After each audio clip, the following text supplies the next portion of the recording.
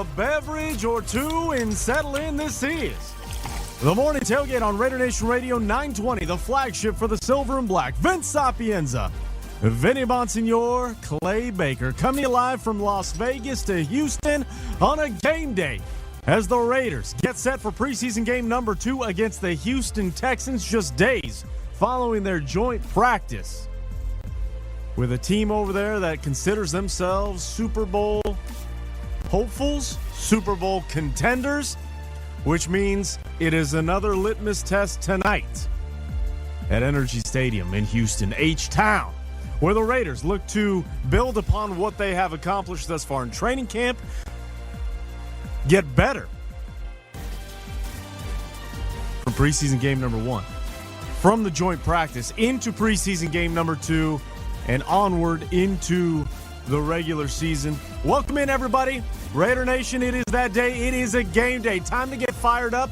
As I've said before, I don't care if it's preseason, postseason, regular season. It is game day here on the flagship for the Silver and Black. We are always honored, excited, and pumped to talk a little bit of football because for months we've been waiting for days like this, and here we go, and what an opportunity for the Raiders.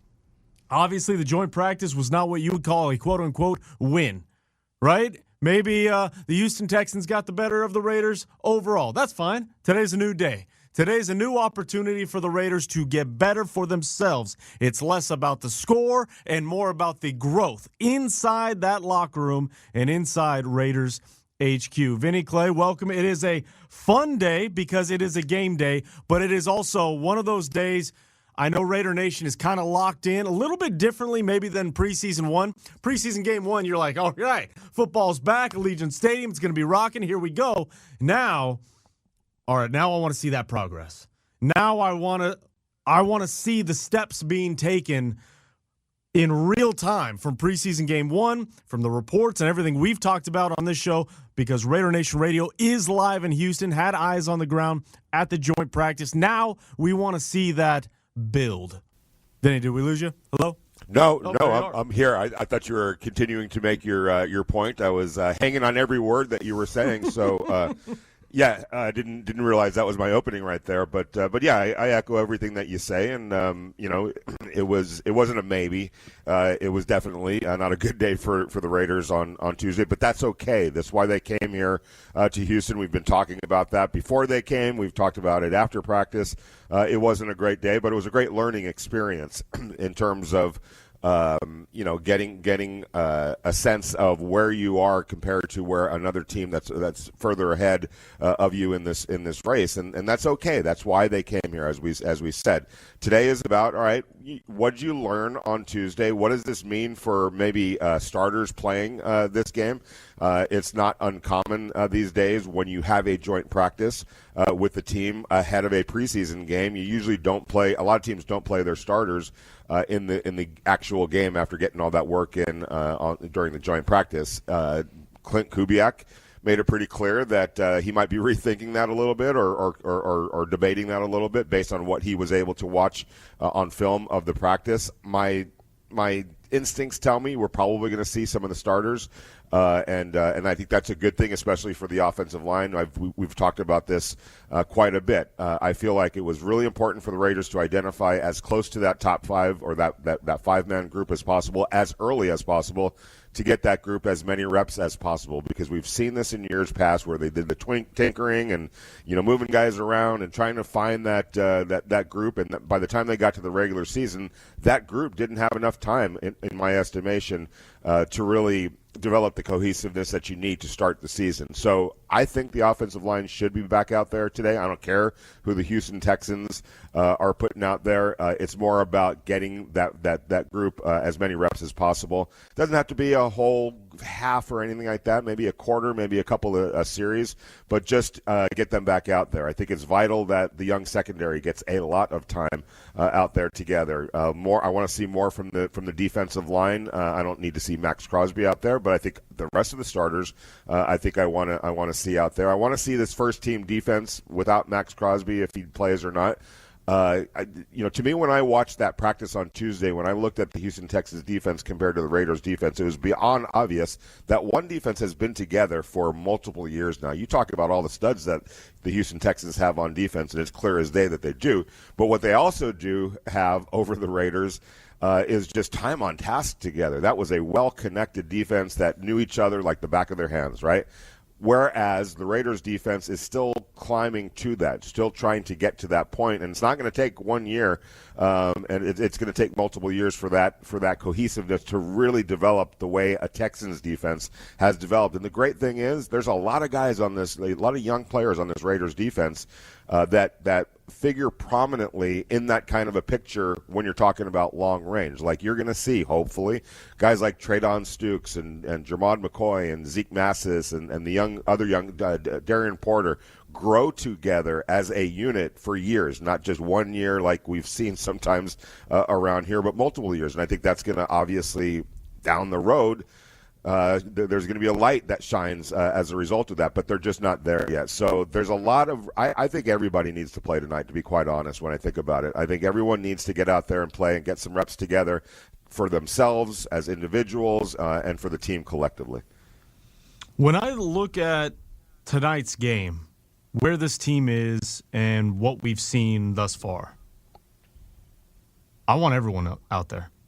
Mm-hmm. I want everyone. I want Max out there. I'm not sure about that. I'm just telling you what I want. I'm not telling you what I think is going to happen. I'm telling you what I want. No, I want Max I'm just out there with that. for a little bit. Mm-hmm. Brock is the one guy I don't need out there. That is the one person I do not need out there for one snap. None. Max I want out there because Max seemed a little pissed off, right? After that preseason game. Obviously he doesn't play. And that defense, that first practice back at training camp at Raiders HQ, that defense had some snarl that day on a Sunday. That defense had some attitude. Max was leading that charge, and the entirety of the group kind of elevated, right? And even if it's for a couple plays, just to get him out there, just to quite literally, lead them out onto the field and kind of get it going. It could be 2 snaps. What I'm saying is, I don't see the point in that. I don't see the point in 2 snaps. Well, I'm telling you what the point is for me. I'm telling you what the point is for me. And it's the defense. It's for the defense. Okay, well, let me finish. Yeah. It's for the defense. It's because it was a very dispirited effort from the defense, from that starting defense on that opening drive. And I want hear you. some juice that they can carry with them and that hopefully can bleed with them into the rest of the quarters down the line on the roster. Go ahead. Yeah, I hear you. I'm just not going to risk putting Max Crosby out there because I need other guys to play with juice. He was out there. He was out there on Tuesday, and the defense didn't look particularly great or good for that matter. And so he was out there and he was doing his thing. I need other guys to step up defensively. I know what Max Crosby is going to bring to the table once the regular season starts. A guy that's coming off a knee injury. I'm not pushing it with him. I'm not pushing it with Brock Bowers. I know and in fact, I think it's better that the offense doesn't have Brock Bowers out there because I want to see other guys step up, and that's what I want to see from that defense as well. If you're gonna play Max Crosby and you want to play him for 2 full series, then I'd be on board with something like that. If you feel it's that important for him to rub off on everybody else, okay, but not like 2 plays. That doesn't make any sense to me. Two plays doesn't make any sense to me. It would have to be kind of a full couple of series if you want to get something out of it for him and for the team. But I wouldn't even risk that, to be honest with you. I would keep him on the sidelines, and I'd ask everybody else to step up. You don't always need 98 out there to get yourself going. Go out there and get the job done yourself. Show everybody what you're made of, and I think more than having him out there, it's just a lot of those young players, whether it's the defensive line, the linebackers, and certainly the secondary, getting time on the field together as individuals and as a collective. Well, even before we got to this point, for me, I always felt like get all the work done by preseason week 2. After this Houston weekend, I really don't want to see too many starters playing in week 3 of the preseason. You know what I mean? Like, think about preseason week 2 and how much work you can get in so you don't have to see any more of what you need to have in preseason week 3, because that's where you want to see guys who are fighting for a roster spot, and a lot of your starters don't necessarily need to see a lot of work into that. Maybe if you need to see a certain series, if things don't go so well in Houston from the offensive line, for example, and you need more continuity, all right, I could see that. But other than that, think about preseason week 3, where you don't want anybody really starting on your roster playing significant minutes in that game. Get it all done right now in this one, and now you'll see for preseason week 3, let the other guys start playing, and the people that want to fill out your roster, that's the kind of action I would like to see. So this week and tonight's game should have a lot of action in it, and should have some sort of significant role for a majority of the starters. Yeah, I'm with you on the majority of the starters. Just not Brock and Max. That's the only place that I draw the line. Those are the only two that I think won't play. If I were to be a betting man, bubble wrap. If I were to bet, I would say Max and Brock won't play. Brock, I have no issues with. Brock, I have no issues with not playing because he is. And I'm not weighing importance on offense or defense, but we saw what this team looks like without Brock on offense. It was bad before with below-average quarterback play, and then when he was gone, it was just anemic, to say the least. Yeah. That being said, I'll tell you who I do want to see. I want to see Ashton Jeanty out there. I do want to see, because as much as we talk about the offensive line, and rightfully so, about building that chemistry, I do think there's something to Ashton Jeanty being there and being the one who's running through those lanes. He's also going through this system for the first time with Rick Dennison and Janoko and Kubiak in terms of what they're trying to accomplish. I want to see some of that, because on the other, if you don't, you have a very thin running back position group as it is. Interesting, yeah. And if you're not building the confidence that you need by getting the yards and seeing Ashton kind of, pop for a few, then you're not getting the confidence instilled in that offensive line like you want and need. Because I remember talking to Dennison about that. He goes, you need confidence. Guys need to see the chains being moved. And you can be worried about you and focus on your assignment. You can feel like you get it done. But if the play doesn't work, then it's hard to, again, buy into. And I think the team's already bought into everything that's being coach to them, so that's not what I mean. But I just mean building that confidence now, because to your point, if they don't play a lot next week against the San Francisco 49ers, week 1 comes fast. It does. And it goes 0 to 100 real quick. So I want to see Ashton Jeanty get a little bit of run. What was it, 10 plays? 10 plays with the starters that he got, and then he was done? That's right. Maybe double that. Okay. Maybe 2 drives worth of Ashton Jeanty and those starters. But with Caleb Rogers now getting the keys to it, and this is also part and parcel to that. Hello. And this is going to go into the Fernando Mendoza conversation that we're inevitably going to have this morning. I want that starting 5, like you, Vinny. I think they need to be out there for a good portion. They need to get online for all the reasons we just talked about. And I think Ashton needs to get online with them. And I understand the confidence leads. I get what you're saying. The confidence leads to success and seeing it. But like neck and neck with that is just the timing of it all. Right. With Ashton kind of learning, this system with that offensive line, with the offensive line is going to, because there is a chemistry that goes on with that, with the running back and the offensive line. And I think they need more time. Ashton needs more time running behind this line before the games start really counting in a few weeks. And I think there's a valuable commodity to that. And less about Brock Bowers. What I want to see from the offensive line is just to give the quarterback time to be able to throw. Now, it doesn't look like they're going to be playing against the first team defense of the Texans, but that's okay. I think it's more important just for them to be able to, as we said, establish that chemistry, whether it's in pass protection or in run blocking. And when it is run blocking, have it be for at least a period of time today. Have it be Ashton Genty, who's the running back, running behind them, because I think those two components, the running back and that offensive line, are so connected, and it's so important that they get time together, not as much time together, but significant time together before the games start counting. And again, the opportunity for best on best is behind them now. Like best on best was Tuesday, right? Like there has to be an understanding going into. And I'm not talking about the team. I'm talking about, like, for Raider Nation. There has to be an understanding. You're not going to get best on best the way it was on Tuesday. It's just simply not. What you can look for, hope for, I would imagine, is, again, internal growth, right? Like what were steps made from last week. Forget the opponent. Forget what was happening. Were steps made with individuals that you're looking at. And that's going to take us to our bigger question of the day, 702-365-9200.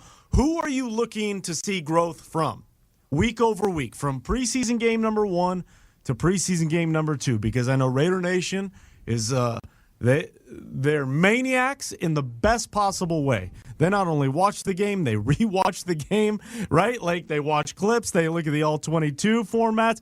They're diving in deep. Right, we understand that. So when you're looking at growth, what are the 2-3 names tonight you are looking to really dig into in this game? Because again, we all understand we're watching everybody. There's a lot of new, there's a lot of young, there's a lot that to watch, to see, to critique, to whatever you want to do, right? But give me 2 to 3 names that you are really looking for personal type growth. I'll give you my first one. It's probably the lowest hanging fruit out there because I've only mentioned it a billion times, but Caleb Rogers. I legitimately think he has an opportunity right now to grab hold of that starting spot and not let go. We've seen this story before. Here in Raiders training camp with DJ Glaze. We've seen this story. Can he do it? That's the question. Can he rise to the level that he needs to, seen from the coaches, and take that spot? I feel, I don't know if tonight's going to be the end-all, be-all, but tonight is going to be, as we've been talking about, Vinny, massive piece of the pie, right, in terms of now his evaluation. Right. I'm going to take it a step further. It's less about individuals for me on that offensive line, and I get it. I'm not even disagreeing with you. He is part of that, but I need to see the entire offensive line. Because here's the thing: if you were to ask me this question before Tuesday, I'm right there with you because I liked what I saw from the offensive line against the Cardinals. I didn't like what I saw necessarily from the offensive line as a collective on Tuesday against the Texans. So that picture changed for me, and now it's less about Caleb. Or any individual that you want to name on that offensive line. It's more about the collective unit. I need to see better from the collective unit today, tonight, if they play, based on what I saw on Tuesday. So for me, it's the entire offensive line. I'm going to take the names off their jerseys and just say need to see better from that single group, from the offensive line. They're going to be the New York Yankees to me tonight, or Notre Dame football. No names on the jerseys, just the unit. The four horsemen. I want to see that unit get better from Tuesday to today.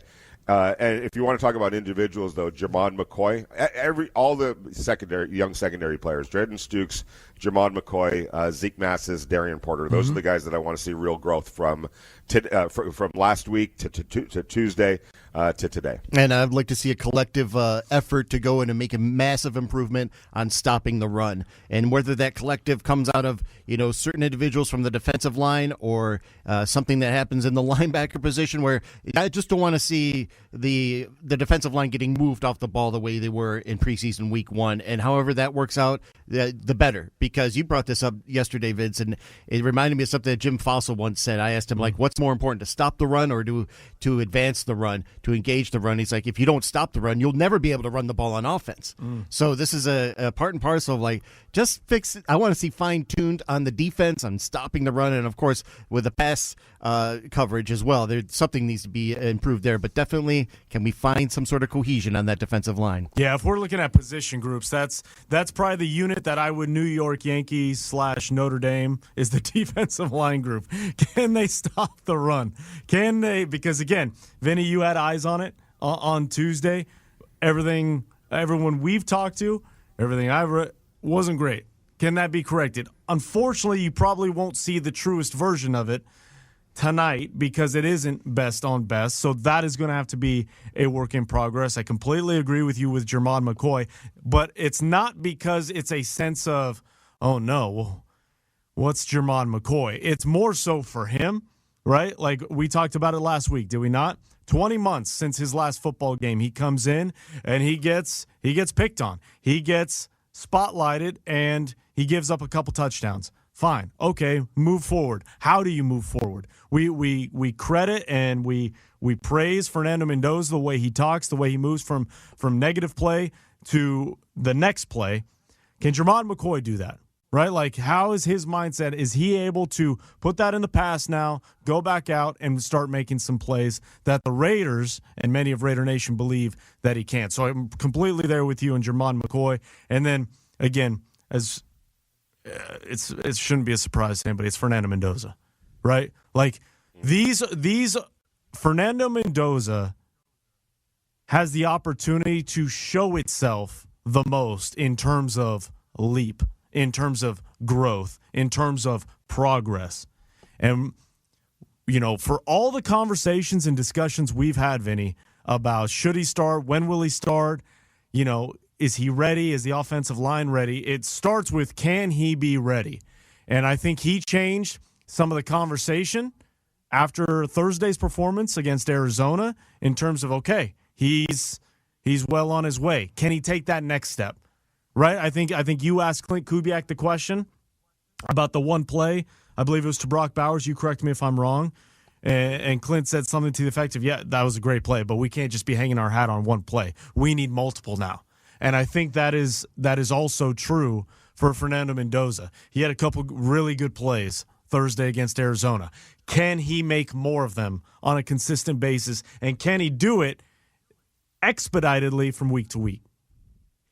Yeah, I agree, and part of that is, and I'm not trying to, make any excuses for Fernando or Kirk for that matter, but you got to have time to be able to let plays develop, and that's what we didn't see on Tuesday. Because the offensive line wasn't doing their job. Now, saying that, I don't want everybody to panic because if you talk to the Houston Texans writers, the people that cover the team, that's what typically happens to their defense. I had a Texans reporter come on when I was sitting in for JT the Brick last week, and he's like, his own feeling is, and he's talked to people in the organization. Hey, would you sometimes just let CJ and the offense work against the second team offense, just so they're in a better position to implement their offense and get plays going?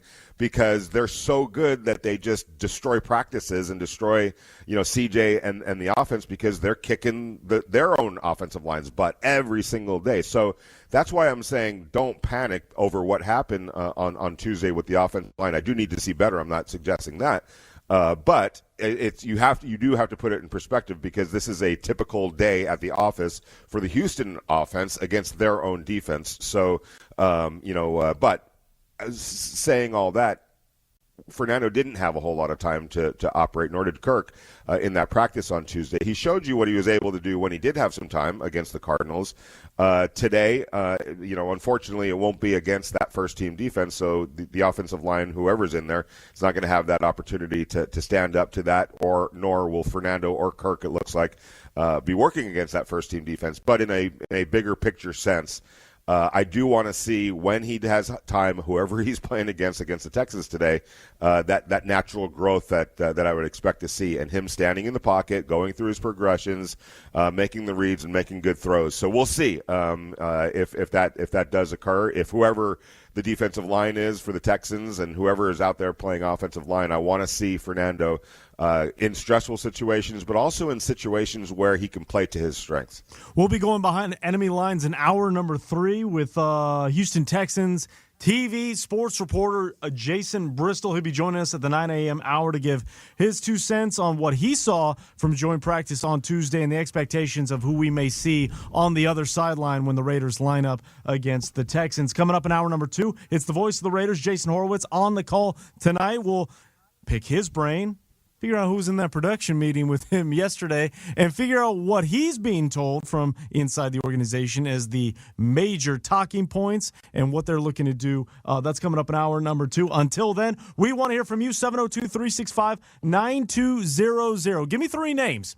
Give me 3 names you are looking for growth, progress, building of their game, no matter who it is. Who are you putting the microscope on tonight in preseason game number 2? Your calls next. It is a game day, Raider Nation. We want to hear you, but first. Hey, guys, are you craving real Mexican food that's been doing it right for generations? Then it's time for Sal's Mexican Restaurant, a Central Valley tradition since 1942. We're talking about the kind of food that keeps people coming back. Stacked burritos, sizzling fajitas, legendary enchiladas, and those award-winning tamales that everybody's talking about. And here's the best part. Whether you're in Selma, Madera, or Fresno, Sal's has a location ready for you. And Raider Nation, they're always about the silver and black, so you're always welcome. And whether it's a game night like tonight or a fight night, UFC fight night, whatever the case might be, Sal's is your go-to spot. Can't make it in? No problem. You can get Sal's delivered straight to your door wherever you are. Just go to salsmexicanrestaurant.com and place your order right now. They'll deliver it to you wherever you are. Don't wait. Don't settle. Sal's Mexican Restaurant. Tradition, flavor, and Raider pride served up fresh every single day. It's one thing to say I have 3 NFL quarterbacks, starting quarterbacks in my room. It's another thing to double down on it, right? I think a lot of people, and Vinny, you can correct me if I'm wrong, but it caught a few people off guard, a few people meaning Raider Nation, right? Caught them when they say, oh, so you already considered Fernando. And then you kind of, he goes on talking about how Fernando needs to get better, et cetera, and then you hear that again. I think you should only take that, this is me personally, should only be taken as a positive, right? Obviously, you know what Kirk is. Aiden has been a starter in this league, but to hear Clint Kubiak add him as part of that, hey, we got 3 NFL starting ready quarterbacks here, doesn't mean he's going to start yet. That's not what he's saying. Simply saying he's on the right track, and that's what I am constantly listening to and for when it comes to the conversation about Fernando Mendoza. And is he on that right track? Is everything pointing? Is the arrow pointing up? It looked like it on Thursday against Arizona, by all accounts, on Tuesday as well, in terms of the arrow pointing up. Not saying it was perfect, but the arrow is still pointing up. Yeah, and not to make a joke out of it, but if he would have said we have 2 starters and one of them isn't Fernando Mendoza, I would have fainted. I would have fainted, or just said one starting quarterback, because the last thing you want to do is invest your first pick overall in a guy that as of right now I'm not Vinny, quite sure. Real quick, Vinny, before you go on, and the reason why I do think it sticks out to me is because the conversation every time the quarterback room has been brought up, regardless of who it's been about, right?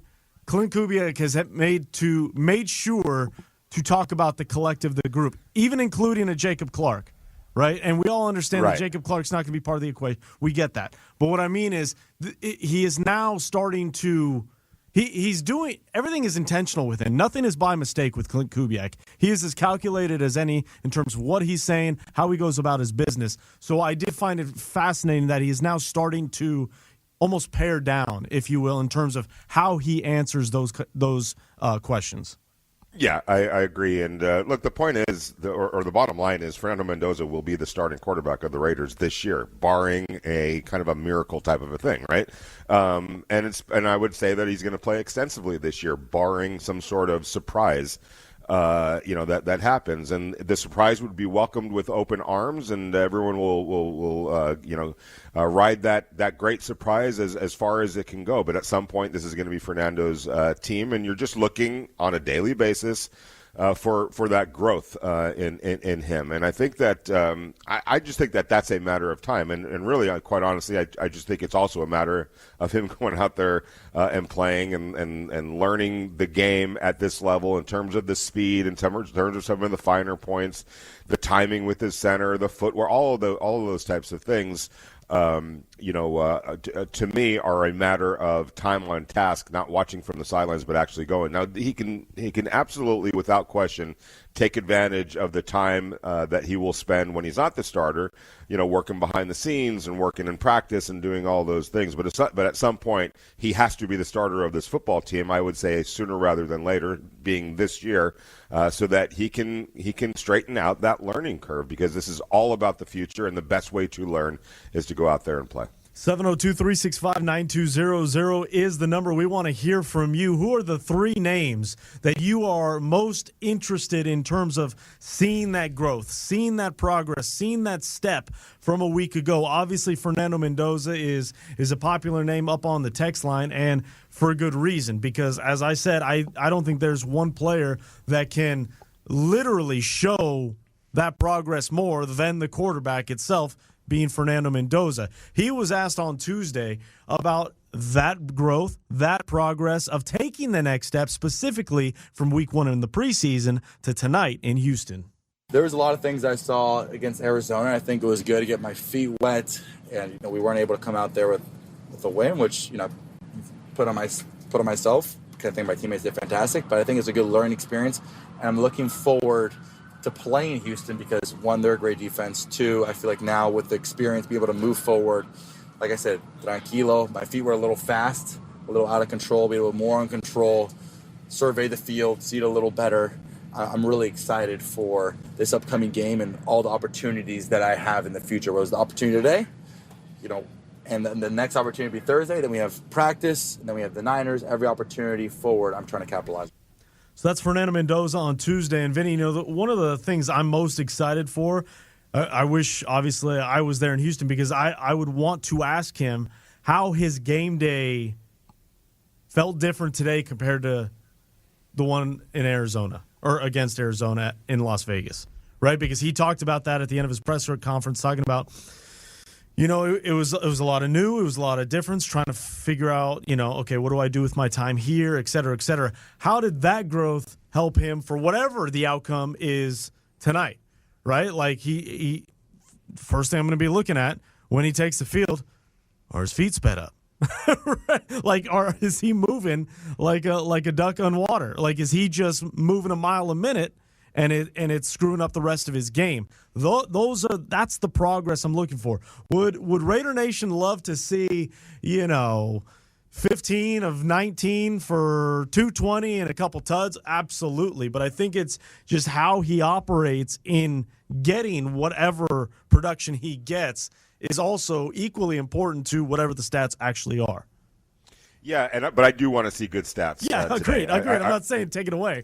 No. I know what you're saying, but I do. I want to see. I'm hoping to see more throws than he made, a better passer completion percentage. I liked where the footwork was for the most part on Tuesday, so I think that that's already an adjustment he made, and I saw that adjustment actually in the game on last Thursday. You saw his feet settle down a little bit. All of that was understandable. I watched, like I said, Ty Simpson's first game with the Rams, and his first series was much like Fernando's first series, and then both of them settled down and realized this is football. It's still football. It is faster. The players are better.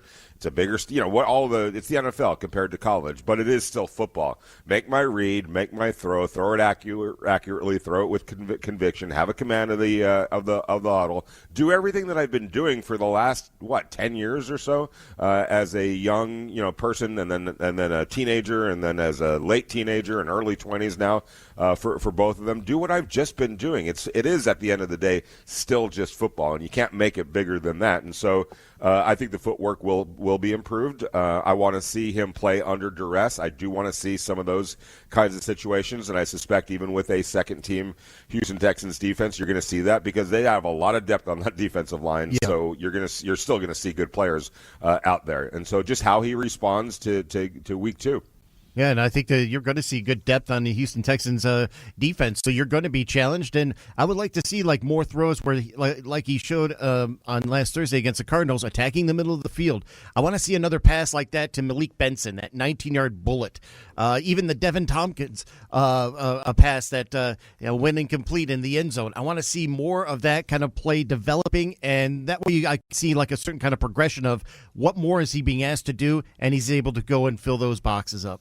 And, Vinny, you talked about, you want to see a higher completion. Like, stats do matter, especially for Fernando, 100%.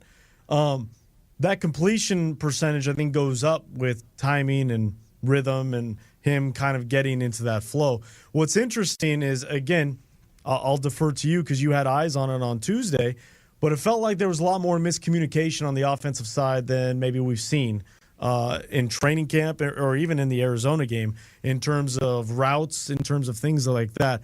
I thought it was really fascinating when Clint was asked about, we don't know where the play was going to go. Looked like it was supposed to be here. Not trying to give Fernando or any quarterback excuses. And Clint just stops him and goes, interception, incompletion, that is a quarterback stat. So no matter how you slice it. And the thing is, that was clearly on the quarterback. That interception, I was standing right there. It was clearly on Fernando Mendoza. It was Ashton Genty. Ashton Genty knows what route he needs to run. It was a bad read by Fernando. It was just a bad decision by Fernando. He didn't get an accurate sense of the depth of the safety that was in defense. Thought he was a little bit further out than he was. Then made a bad throw that went right into the arms of the safety. There was nothing that Ashton did that was wrong on that play. It's a play where, hey, you probably either should just try to break down and run at that point, or just throw it away and live to see another day. Instead, it went back the other way for a touchdown. And as Fernando said, I just can't do that. There's some times in the red zone where the best decision is just to bail out on the play and live to see that next day, rather than making what was a play that wasn't looking good in real time even worse by compounding the problem by turning the darn ball over. And that play was the one that the Houston Texans so celebratory posted on their social. Yeah. The point of that being timing, pace, rhythm are going to be part of it. And coming up, we're going to hear from Raiders quarterback Kirk Cousins talking about the timing, communication that went on during training camp, continued on Tuesday, and what that's going to look like ahead of tonight's preseason game number 2 in terms of the growth, the progress, and moving forward. 702-365-9200. We want to hear from you, nation. 3 names you want to see progress, growth, betterment. It's the Morning Tailgate, Raider Nation Radio 920. Welcome back inside the Morning Tailgate. It's Raider Nation Radio 920. 702-365-9200. It is game day.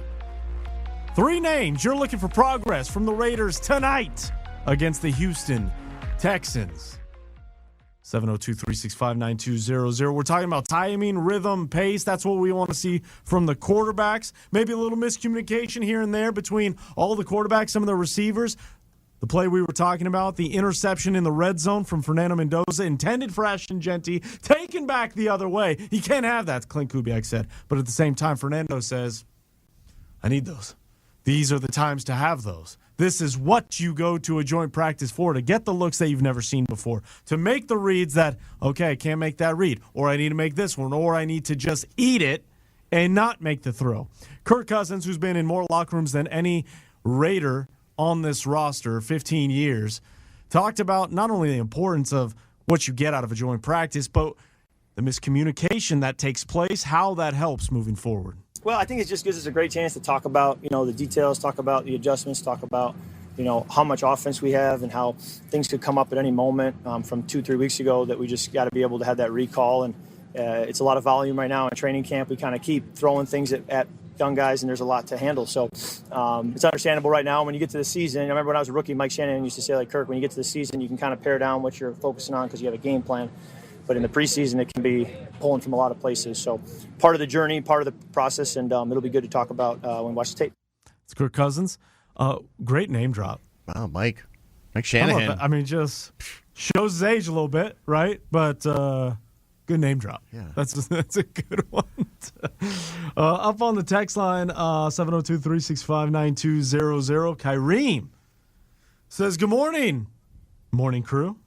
I've been a fan of the nation since 79, 80, and been through it all. But I finally authenticated my lifelong passion of being a fan and now officially a member of the Black Hole. Don't know why it took so long, but it is done. We needed to get the cows roughed. What does that say? We need to get roughed up as a team to move this gelling process quicker. why didn't we have 2 joint practices back-to-back like a couple other teams in the league? All in all, it was good work. Let's see how things go in the game tonight. That's Kyrie. Congrats on your official membership.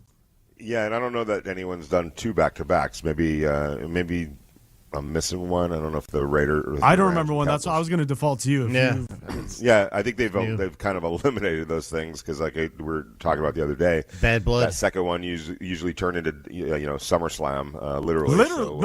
What was it? Was it yesterday? The Saints and who was it? The Saints and the Chargers got after it. The Steiner kid. Rick Steiner's kid, who's a tight end for the Saints, literally suplexed somebody. Yeah, Braun's nephew, right? Yeah. Like they did the German suplex.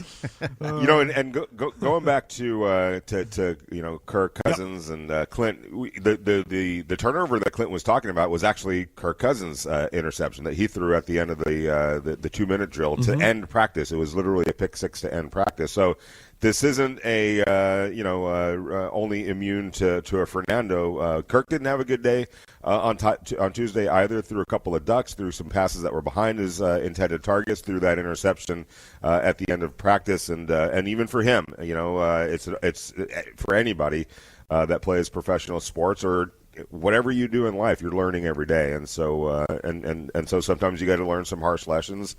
Kirk learned a tough one to end practice, and I know that he wasn't happy about it whatsoever. But that's life in the NFL, and you're going to have some yin and yang to it, and that's why you have these types of practices.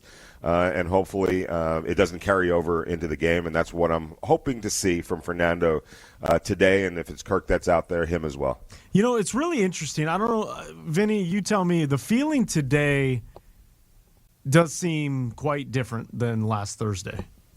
Like, this feels like a true game day where the team is not made available. Like, yesterday would have been the Saturday, today's the Sunday, right? Like, it feels like a business, true to the word, to the definition, a business trip that they got some work done on Tuesday, and now they get the opportunity, which you don't get in the NFL, is to kind of try and right some of those wrongs and get back online.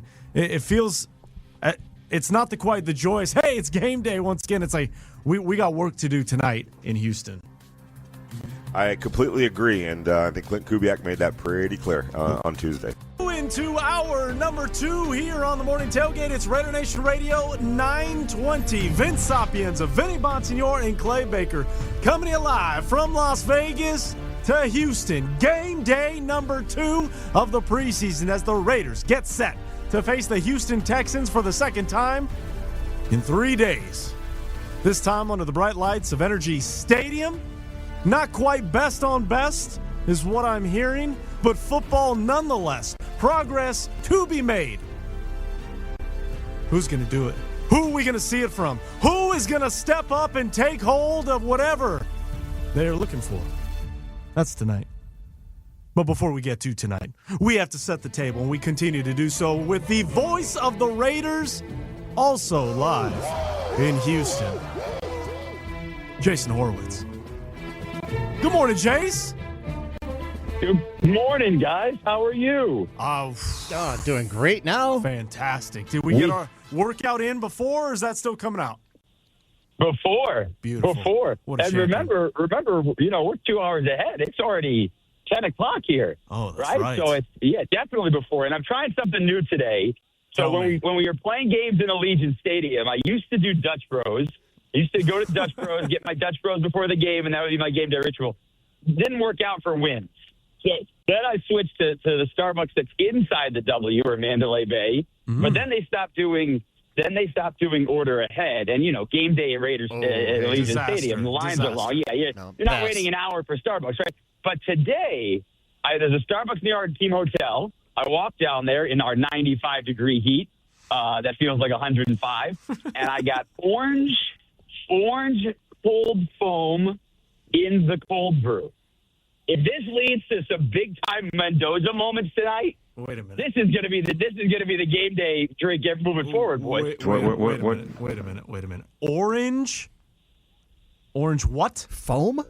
Orange cold foam? I've never been a cold foam guy. But is he saying foam? Kind of like. Is he saying foam twice? Cold foam? Is this like foam. Pam? Palm. Okay. What's the Pam situation? Cold foam. Cold foam. Cold foam. Okay. And it goes in the coffee. Your normal coffee order. You know what? Right now, that's like that scene in Ted Lasso where he keeps saying the word plan, and then the word loses all the meaning. That's what I mean. That's plan? I thought you were saying plan? foam. Man. No. Cold. Like, Michigan, cold. Wow, take foam. that, Clay. Boom. Like foam. Okay. All right, I thought we were putting in some insulation in the attic. That's fine. So wait, how's the drink? I'm a big fan of a nice Orange Julius and Dairy Queen, so this is kind of just like that. All right, well, we'll see what it sounds like tonight, Jace, as we focus now in and hone in on the game. All right, preseason game number 1 in the books, done. Joint practice, done. Preseason game number 2 on tap. When you are looking at the team, and I know you and everybody, we're all looking at everything, but at the same time, there's certain guys you're going to have your eye on. Let's park Fernando for a moment because we're going to have a bigger conversation on Fernando here in a second. Who is the guy or the guys that you are looking at in terms of building their game week over week? Yeah, so the corners, no question, right? And you started this by saying, we were hoping to see good on good. Mm-hmm. It doesn't sound like that's going to happen. D'Amico Ryans had originally said that all their healthy starters were going to play. Then Jaden Higgins tears his ACL right in front of us the other day, and they've kind of backed off of that. Now, I'm sure also the fact that their D-line and their secondary look really good, and the fact that their offense seemed to be in rhythm against our defense, I'm sure that all played a role. But nonetheless, our young corners, were not very good against Arizona. And, we could talk about, the vanilla defense, and it's not going to be what they throw out there against the Dolphins all we want. But you still have to cover. And the one-on-one coverage wasn't very good. And some of the decision-making that Kirk called out on the TV broadcast about, hey, it's a 3rd and 4. You can't be 6 yards off the guy, that type of thing, right? And so I want to see if Massis and McCoy and I don't know how much we'll see Porter because it seems like he's the lockdown opposite of Stokes, but who knows? But I want to see how those guys cover today, and DeCamerion Richardson, who did not play last week, I believe is birth of a child. But this is year 3 for him, and he probably gets thrown in that mix. And so those guys are ones that we're going to look at really, really closely. Also, because you can see it in real time. You have to go back sometimes to watch replays or the tape to see how the offensive line moves guys and what kind of led to a block. Who was it? But in real time, you can see if corners are playing well in coverage and early tight and all that stuff. So that's where I'm starting. And then, the other part, guys, and I don't know what they could do about it at this point. But I'm starting that conversation that everyone has been having about wide receiver really since free agency and the draft. I think it's still there. And I think it's legitimately still there, and we're going to have to see what comes up about it. I just want to know if you're putting some Tranquilo in that orange coffee drink. I am pretty sure we can work in some Spanish into the broadcast. Well tonight. done, Vinny. Sure. Well done. There you go. No, and I'm with you on the wide receivers. I think that's a very legitimate conversation to be having right now. I was not impressed on Tuesday too.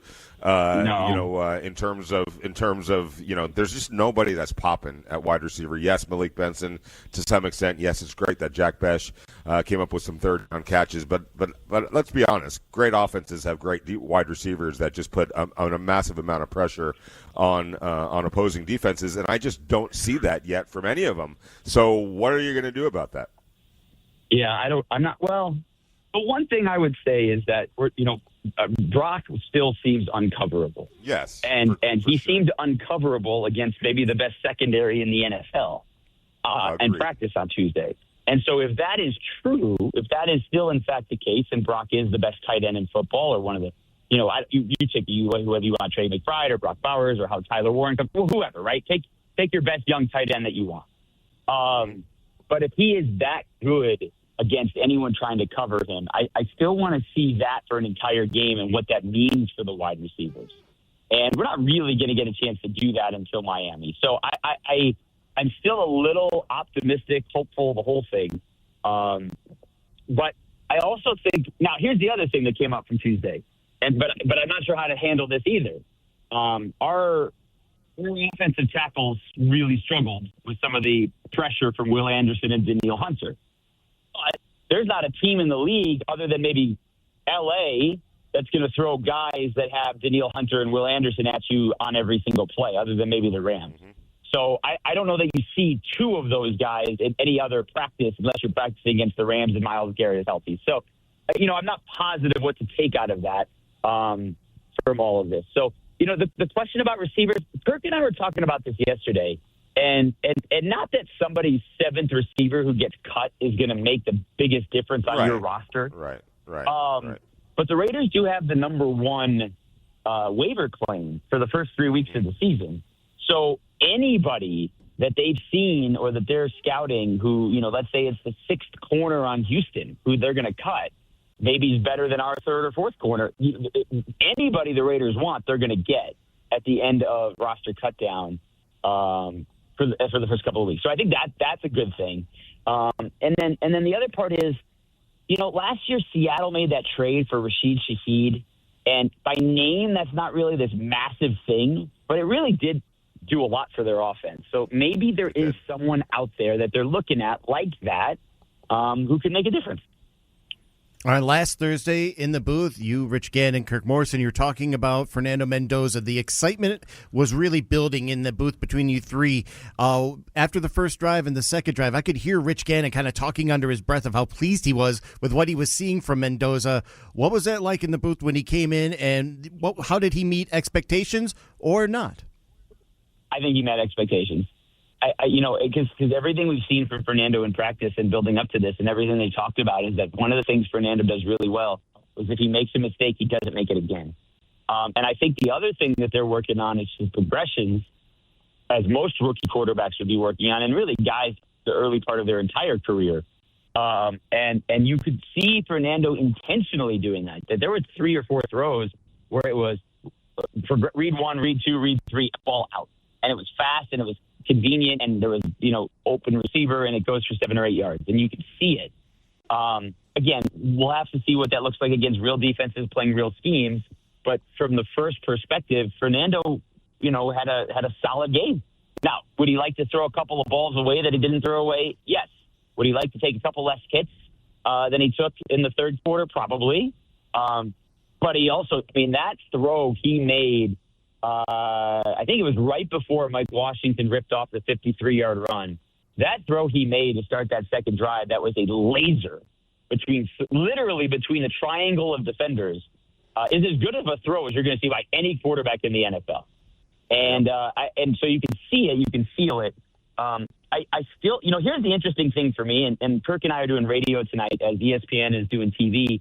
The interesting thing for us, and we were talking about this, is, it's a national audience with the Raiders. Raider Nation's always national anyway, but tonight is a national audience with the number one pick and the Heisman Trophy winner and a guy that everybody knows and, frankly, everybody likes. People are really liking Fernando Mendoza, the way he talks, the way he thinks, the way he processes, the whole schoolboy mentality, the story, the work ethic, didn't have a scholarship, went to Cal, transfers to Indiana, heck, wins a Heisman at Indiana, the whole thing, right? Everybody loves him. The narrative of him being the starter is not going away. And it has looked like Kirk Cousins deserves to be the starter, but that national conversation isn't going anywhere. And obviously this game being on ESPN tonight and everyone watching Fernando more than they're going to watch Kirk, I think, is going to play another role in that for the next few days. It's the voice of the Raiders, Jason Horowitz, with us here on the Morning Tailgate. Raider Nation Radio 920 staying there. Then what do you need to see tonight? What can Fernando do tonight to accelerate that conversation? I made the argument earlier this morning that I don't think there's one position on a football field that can show themselves more, especially in the preseason, in terms of progress, simply because of the statistics and the wow factor, the ball's in his hand every single play. I ask you, is there anything he can do that can put him ahead of Kirk Cousins tonight? No, definitely not. Why? Like, guys, what did Kirk do wrong last week? Against the Arizona Cardinals, number one, his first pass was batted down as he was trying to throw down the line of scrimmage on a screen to Ashton, and then he didn't miss another pass, and he threw for 50 yards, and he led a touchdown drive against the Cardinals' number one defenders, and he looked good in practice, and he's got complete command of this offense, and he knows going to be back for 3 years. There is nothing. Look, it's going to. If Fernando goes out and puts together 3 touchdown drives, the conversation nationally is there. Mm-hmm. But that doesn't change the fact that Clint Kubiak and his staff has said all along their preference is to have a veteran who plays well and let Fernando learn. And I have said this to you guys over and over again. I don't see that there's a problem with that. I know Vinny's take. You want the rookie to learn by making mistakes and being out there, and I get that. I just don't think there's one right way to do this. I think there are many ways to do this, and it could work or not work no matter what you do. I don't think it's predetermined based off of somebody playing or not playing. So, no, to me, there's nothing that he is going to do tonight that's going to change what the coaching staff has seen and done for the last month. And to be clear on my position, and I'm okay with Kirk Cousins being the starter. But if he's the starter in meaningless games, then I think it's a complete waste of time and wasted opportunities. I agree with that, but meaningless. But week 1, 2, 6, 9, if they're 500, around 500, over 500, none of that's meaningless. But I agree. I think the one thing we forget about, you guys, is that it's a given that whatever's going to happen next year is the result of what happens this year. And the rest of the team doesn't think that way. These are football players who know that their career could be over at any given moment. And these are football players who have been on, a lot of them, who have come from other teams, who have been on winning teams, who don't want to just go 4-13 in the hopes that it works next year.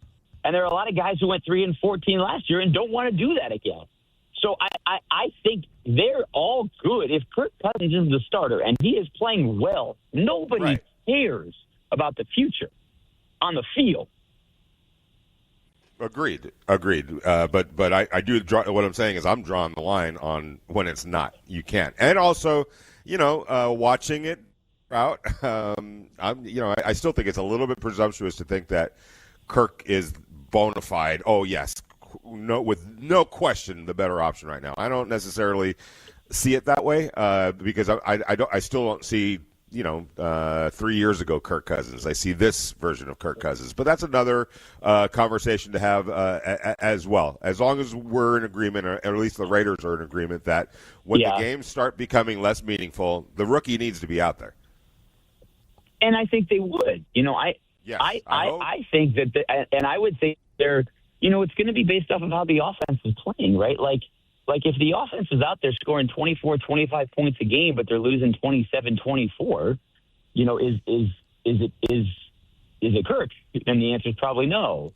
So I'm not going to be blaming anything on Kirk either. I'm not blaming anything on Kirk. Whatever, this is more about, again, for me anyway. And I'm not. What's the record and what's real? Yes.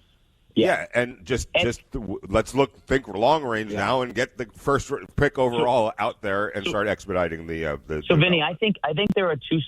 So, if that plays out, I think there are 2 storylines that are going to be very prevalent for the Raiders for the first 2 months of the season. Number 1, when does Fernando make his first career start?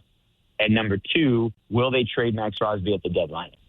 I think those 2. If the Raiders are not good and are losing football games. And if that does play itself out, those 2 storylines will be very prevalent as we head towards the middle to end of October.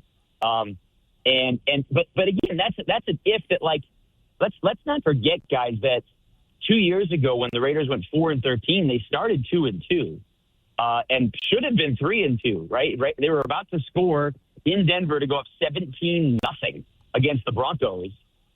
Before Gardner throws a 99-yard pick six, and that completely changed the season around.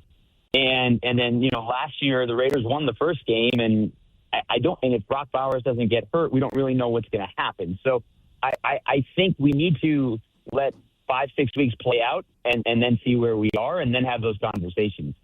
I agree. I totally agree with that. Jason Horowitz here with us on Raider Nation Radio. What is your philosophy on starter usage when it comes to somebody like Ashton Jeanty? Because last Thursday we were able to see great run blocking from the starters on the offensive line. Jeanty was out there, but at the same time, the identity of this team is going to be on the run game. So how much do you use Jeanty in this week 2 of the preseason? Is it too much or too little? So I personally wouldn't use him. Okay. But I'm also a believer right now that Mike Washington's a legitimate bona fide running back. Okay. And I thought that when we saw him, again, even that was without pads on in June, but I am a big believer in what this guy is going to bring. And you know, I think some people thought the same thing about Zamir White, who, again, 4th-round draft pick in 2022. Mike Washington is a 4th-round draft pick in 2026. For Zamir, it never really worked out. But Mike is a different dude, guys. You stand next to him. He is tall. He is thick. He is going to be hard to bring down. And if he gets you one-on-one and you are even, he is gone. And I think you saw him shed blockers last week. We saw Charles Brandt with a great block to spring him. I don't remember. I think it was Ian Thomas who helped him when he got to the secondary with a block and helped him shed the tackle. So you saw all of that last week. But you also saw the burst, his ability to break tackles. You saw his speed, the whole thing. So I think they should feel pretty confident in the 1-2 punch that they have. But I also feel that there's no reason to lose the one punch to that 1-2 punch. So I would not give him carries the rest of the preseason, but that's just me. Okay. Yeah, I thought it was fascinating with Mike Washington Jr. when he said that was his first NFL experience ever. Never been to a game, never been to anything. That was his first time at any kind of NFL game. And you know something about that's interesting. He grew up in upstate New York, which is where he grew up is a couple of hours away from Buffalo. And he went to college in Buffalo. But think about that for a sec. Like, he wasn't a heavily recruited kid. He 3 years at the University of Buffalo, and to go from Buffalo, New York, to Las Cruces, New Mexico, which is right on the border, I think, of New Mexico and El Paso, and like that vicinity of Texas, New Mexico, right? Yep. And then to go from there to Arkansas and play in major SEC competition. I mean, that journey is really remarkable, and hopefully we get the chance to talk to him throughout the season and see what he says about just like what the last 3 years have been. He gave me Dwayne "The Rock" Johnson vibes when I asked him in the locker room after. I said, how would you describe that run? He goes, electrifying. And I was like, well, I don't think there's a better way to describe that. Jason Horowitz with us here on Raider Nation Radio 920. All right, Jace, you didn't invite me as your +1 on the trip to Houston, so I'm sitting here from afar. Oof. But from where I look in my binoculars over there in H-Town, it feels very different this week than it did a week ago, right? Last week, a lot of excitement, celebration, Fernando taking the field, Allegiant Stadium, football's back in Las Vegas, et cetera, et cetera. This week, especially with what took place on Tuesday at the joint practice, this feels like the definition of a business trip. It's almost less about football and getting work done. How would you describe kind of the demeanor being in and around the team last couple days? I think you hit the nail on the head. But even the Tuesday last week before the Cardinals game was a practice at Allegiant Stadium without pads on. Yeah. Whereas the Tuesday this week was a practice, and look, Las Vegas is hot. We all know that, and there's been some record temperatures this summer. And Houston right now, as is 100 million people around the country, are having devastating heat waves because of the humidity, and Houston's right in the thick of that. And practice on Tuesday was pretty unbearable. And Kirk and I were coming back, and a couple of younger players were on the bus that we were on, and they were talking about it was one of the hardest practices they've ever had. Now, They're rookies, right? So before that, you're talking about college practices, and a lot of them are in the South, right? SEC practices and all that stuff, but you're not having, 11-on-11 versus another team in college. And so I think that what they were saying talks to the heat, but also the intensity of what was happening out there. So I thought that was pretty telling about what Tuesday was. And I think there was some good and there was some bad, and that's okay. This doesn't matter for the season, for wins and losses. So for them to know what's good, what's bad, what's going to work, what's not going to work, I think that's important. And I also think it's important to remember that we were the worst team in football last year. Yeah. And the Texans have made the playoffs 3 straight years and won a playoff game 3 straight years and have the best defense or one of the top 3 defenses in the NFL. And so the Raiders aren't going to go from 3-14 to the Super Bowl. This week, this practice doesn't have to show that you are a top 4 team in the NFL. I don't think anybody should think that they are. The question is, because they make strides to play with top 6, top 8 teams in the NFL, beat teams that are somewhere in the bottom 20, right? And then get enough wins to show that they're competitive and on the right track. And that's really what it should all be about. And I think there was some that showed that there were some things that were good. I thought there were times where they ran the football okay, not great, but okay, against the Texans. And again, this was the worst running team in the NFL 2 years in a row. That doesn't change overnight. You know, can they go from 32 to 18? That's a huge jump. I don't think anyone should hope that they're going to go 32 to 6. Yeah, agreed. And you mentioned the secondary. Hey, yeah, was it vanilla? Game planning, yes, but at some point you got to start making some plays. And when you're winning your one-on-one battles, I would contend the same exact thing on the defensive line, especially when it comes to the run defense. We want to see from the defensive line today, whoever's out there. Yeah, well, I'd like to see. I know. Again, we all report what we see, and it looks like this or it looks like that, but It really felt like the Texans' offense was better than the Raiders' defense. Again, from my eyes on Tuesday. And I don't know how the coaches felt, because this week, because we're not doing the TV, we're not getting one-on-one production meetings like we will next week.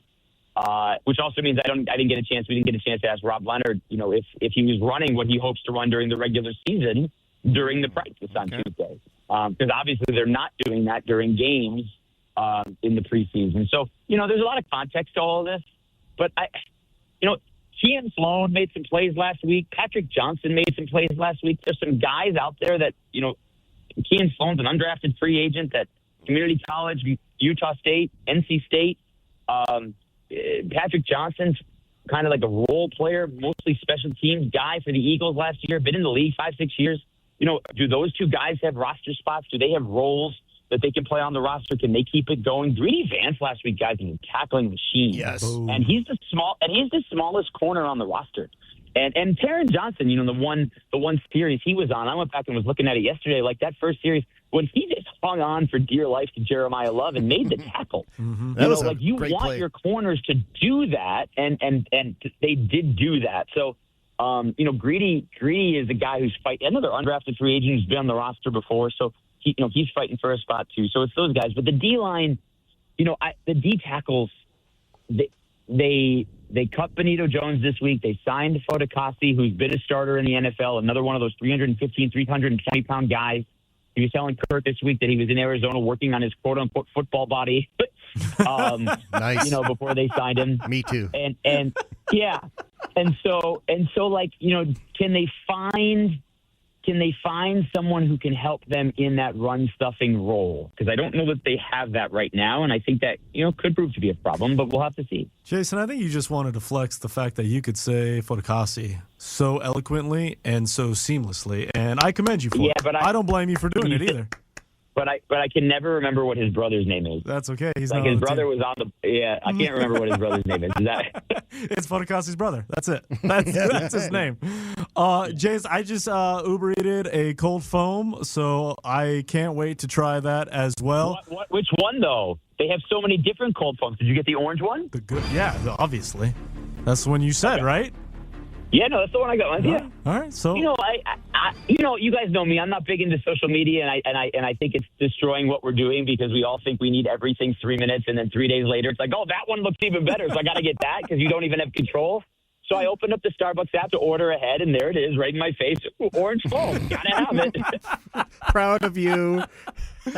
Jason Horowitz on the call tonight. Raider Nation Radio, 9:20 preseason game number 2 against the Houston Texans in H-Town. Jace, as always, we appreciate you. Can't wait to see you. Chat with you next week. Appreciate you guys. Thank you. Jason Horowitz, have a great call, my friend. Great stuff there from Jason, 702-365-9200. Want to get back to your phone calls, your thoughts, your texts. Who are the 3 names that you're looking for? Personal growth, progress. As I like to tell my kids, growth mindset. But, for the Raiders on the field. 702-365-9200. We'll get more from the nation, but first. They're like, Dad, I just want a Happy Meal. What are you talking about? Growth, progress right now. Right? I've had that conversation before, trust me. Hey, guys, when it comes to your health and when it comes to your weight and just feeling better than you should, than as good as you need to be, and you're not feeling well right now or up to par, we've all been there. And how many of us say, yeah, I got to take care of that, but I'll do it tomorrow. I'll start tomorrow. Well, guess what? Tomorrow's run out. And the thing is, you have an opportunity right now, today, with City MD. If you're tired of feeling sluggish, frustrated with your weight, dealing with daily aches and pains, or just not feeling like yourself, it's time to take control. City MD in Las Vegas offers personalized wellness and weight management programs designed for real, lasting results, but they don't stop there. City MD also provides advanced pain therapy and primary care, giving you a complete head-to-toe approach to your health. One team, one plan built around you. More energy, less pain, better health, real confidence. And here's the thing. Appointments are filling up fast, so stop waiting and give them a call at 725-255-7246. That's 725-255-7246. And at that point, our good friends Andy or Claudia will take it from there. Or go to citymdphp.com. That's citymdphp.com right now and schedule your consultation. City MD, stop waiting. Start feeling like yourself again today. That third-string quarterback at Cal would have not believed where we are now. However, now that I've been able to be blessed with great teammates, coaches, and given this opportunity, I need to take full advantage of the opportunity and make sure that I best serve my teammates from now going forward. It's one Fernando Mendoza talking about his journey a little self-reflection. JT the Brick on the call, Raider Nation Radio 920, his touchdown pass to Jack Besh. And, 702-365-9200. Vinny Clay, we've been asking the question, what are three names you were looking for in terms of that taking another jump, taking a next step, another step from preseason game to preseason game number 2? One name we have not heard, at least as of yet, on the text line. We've got a number of names, which I will get to, but Jack Besh is not one of those names. And I think Jack did surprise, I'll speak for myself, did surprise just in terms of his ability to kind of not only pop up on the stat sheet, but pop up in a very positive way in that first preseason game. Vinny, you were talking about how none of the receivers really kind of created that pop in the joint practice, which is a bit of a disappointment. I don't know if it's necessarily a step backwards, but, it's not a step forward, right? If that's not happening, there's still an opportunity to do so tonight, even if it isn't best on best. Yeah, there is, without question. It's still, I don't know, I just, on this particular roster, I just don't see that, that really, of course, Brock Bowers is the premier guy. I just need to see a guy at wide receiver that can really complement him from the wide receiver position, not the tight end position. I like what Jack Besh did last week against the Tennessee Titans. Didn't see a whole lot of him on Tuesday necessarily. I mean, he was out there, but I'm saying doing anything. None of the wide receivers, quite honestly. And even when I've been at practices, they've been okay. They just haven't been eye popping. They haven't been, even Malik Benson, I think, has been extremely solid. But, obviously he's a rookie and it's going to take him some time. And I don't know that he even projects I don't think he projects as a, premier number one type of guy. I think he's a real good role player type of wide receiver as of right now. Anyway, that's just what I see. So that's not going to change no matter what happens tonight, at least in my estimation. Just don't think you see that pizzazz guy, among these wide receivers. Yeah, great test, obviously, on Tuesday in terms of those wide receivers. Better evaluation piece, I think, for the organization, right? Like, I think they're clearly aware of where their deficiencies are within the roster. And as we have talked about many times, you can't get to everything in one offseason, right? I wonder how much that was an eye-opener to the organization for the here and the now. I don't think it was, Vince. Well, I really hold don't. on real quick, just because Jason brought up how the Seattle Seahawks made the Rashid Shaheed trade, right, mid-season, because they saw a need there. Again, that's a different team on a different trajectory at that point, right? So I understand where the Raiders are. It's not apples to apples in that respect. But go ahead, Vinny. When I sit there and say, I wonder how much more of an evaluation and eye-opener it was for the organization in that regard. I don't think it was. I think they understand. The deal is this: there just wasn't anybody. Could you have drafted Darryl Boston? Right, that's his name, Boston, the kid from Washington. That's apparently been doing really well. Yeah, you could have done that, but they ended up drafting Traden Stukes, rather than Boston. That was their decision, and they had needs at both positions. So you have to go in one direction or the other. They really liked Deshaun Stribling, who went to the San Francisco 49ers. They were surprised, that he was picked where he was picked, and so that wasn't an option. There really wasn't a big time option in terms of free agency, at least in terms of the age that they're kind of identifying right now and targeting right now. So to your point, that's just a box that they weren't able to check off, but they know that they need that. So and we've said this a million times, you coach what you have and you recruit what you need. So the Raiders know that they're going to need that X wide receiver, that kind of stud wide receiver. It doesn't even have to be an X wide receiver. It just has to be a guy that can really tilt the field in your direction and just be a dominant force out there alongside Brock Bowers. And I'm using the word dominant. That's what they need to get. That's the type of wide receiver that they need to go get. They don't have that wide receiver on their roster. They do have a dominant force in Brock Bowers. So what they do have, Clint Kubiak and Andrew Janocko have to make it work to the best of their ability, and then go find that guy that they need down the road. Coach up what you can, coach up what you have. That's what the Raiders are hoping to do along with their offensive line. Rick Dennison has been put to work. He has been doing a whole hell of a lot of coaching for the Raiders. And, it's interesting. Clint Kubiak was asked how his O-line looked against the Houston Texans D-line on Tuesday. Here's what the head coach had to say. I think we can get better. I didn't feel like we had a great day running the ball. Maybe I'm wrong when I go watch the tape, but that's a special front that, I'm glad we got the reps against them. We get to do it again on Thursday night. Pass blocking. Same thing. I got to go see the film, but our offensive line has done a great job of gelling to this point. We all know that we're not anywhere near where we want to be. We got to keep getting better.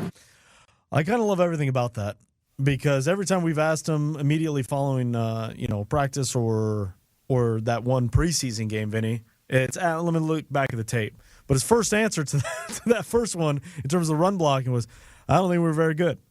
Right now he's like, I'll go back to the time. Maybe my mind will change. In his head, he's probably like, doubt it. But and then you follow up with the pass blocking. Let me go look at the tape. But it shows you, and he kind of gives you a little glean into they got a ways to go. They do, and that was clear. And so, he would have been, less than honest if he said anything different, really. And I'm glad, I do appreciate the honesty. But it just needs to be a collective, a collective effort along the offensive line. We keep talking about how those guys are so connected, and how they are a unit, not just a bunch of individuals. They are literally, they need to be five guys that are totally connected. And again, we'd be remiss not to mention that this is a typical occurrence for the Houston Texans offensive line on a daily basis. I used to see it all the time with the Rams. The Rams had a good offensive line, and Aaron Donald and Michael Brockers and the defensive line that they had in place when I was covering them was really good, and they would disrupt practices time after time after time again. But the thing is, the Rams offensive line got better because of that too. So anyway, long story short, this wasn't an unusual, shocking, oh my gosh, the season's over development. The Houston Texans, who have been to three straight postseasons, as Jason mentioned earlier, have to deal with this on a daily basis, and it doesn't look good on a daily basis. So they're just that good, and you have to keep that in context when you're deciding how worried should you be about the offensive line. Sometimes you have to put it into perspective. Well, that was against the best defensive line by maybe not a lot, but they are the best. They are recognized as the best defensive line in the NFL, and you were the 32nd ranked offensive line in the NFL last year. You've gotten better, but it's going to be a tough day at the office for whatever offensive line has to deal with those guys, for 50 snaps on a hot afternoon in Texas. We've got callers. We'll get to them on the other side. 702-365-9200. 3 names you're going to be looking for progress. Jumping of progress, week over week. 702-365-9200. It's the tailgate. We've talked the Raiders' perspective. Let's jump on the other side of the fence for a hot second and welcome in our next guest, award-winning storyteller from H-Town, KHOU. So as I would pronounce, being in the TV biz, I would call it KHOU. I don't know if our next guest would do that. Jason Bristol, friend of the program. Jason, welcome back here on the Morning Tailgate. Do you guys pronounce it KHOU? Or is that just me? No. It's KHOU. But KHOU is so fun. No? Yeah, you know what? Maybe I will bring that to Yeah, my you boss. pitch it in the next meeting. Pitch it in the next meeting. See how that goes for you. Jason, good to have you. Welcome back. Happy game day to you and yours, how you celebrate. All right, we just saw some reports that the offensive starters for Houston look like they will get a little bit of run. Defensive starters get in the rest. Is that jive with what you're hearing? What do you expect tonight from the Texans' end? Yeah, I think that's definitely what we're expecting. D'Amico Ryans had mentioned that the starters or some starters would be playing. He's always very close to the vest. But I think when you are looking at a situation where Houston is having this all-world defense and the questions are around and surround the offense, I think that obviously you want to see how the offense operates, how they get it in and out of the huddle. Are they getting the plays in on time? Are they lining up correctly? Those were things that we saw at times last season not go too well.